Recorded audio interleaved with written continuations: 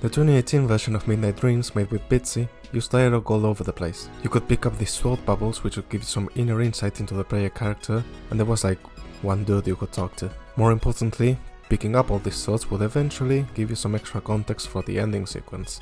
I felt there was potential to expand on this in the new version, and so I decided to go for it. I'm not a writer. Well, I wrote the whole story for my game Yag, and as a kid, for a school assignment I wrote a short story that made my mom cry, but besides that I wouldn't consider myself a writer. So while I was divvying up the levels by category, as seen last video, wink, I'd also kept a separate document of plot points that each quote-unquote chapter would deal with. That way, making levels and making a story are the same process for me. I'll sit down, work on levels and write dialogue all in one go. Then when the polish phase comes, I'm also fixing up everything in one go. It does mean that the writing for this game is all done sequentially, which has pros and cons, but so far the results seem promising. When it comes to the technical level of, actually banging words into the screen, I have to give a massive shout to Dialogue Manager by Nathan Holt. I've made my own semi-scuffed dialogue systems in the past, but for a game of this magnitude, it's extremely useful to have a proper, thoughtfully designed system in place. Thank you, Nathan, very cool.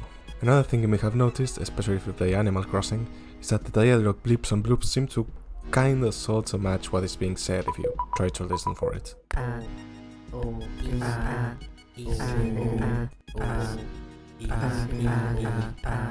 Now I could have recorded every single letter in the alphabet, but for my implementation of this idea, I drew upon both my own language intuitions and the 3 phonetics classes I took in college to divide every sound into broad categories.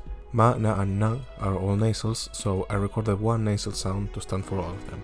Same with the plosives, pataka and bataga, they're close enough you get one sound.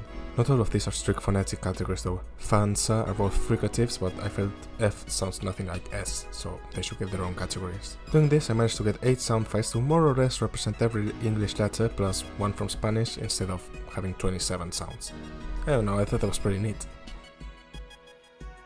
So that's where we are. As expected, working as much and as hard as I was for the first 2 weeks isn't sustainable for me, but I'm still working a little bit on the game every single day. We have more levels, more dialogue, more solid systems in place, and the path forward is clear.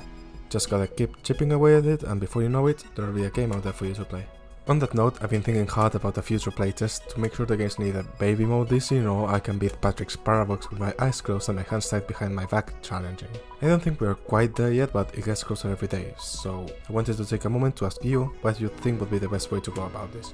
Should I start a Patreon where people can throw like $1 to play early builds, make a whole separate demo, release it for free, just stick to bothering my close friends and only release the game once it's done? I don't know. Let me know in the comments. I've released a proper serious game before, but this is all still very new to me, so any feedback is beyond helpful.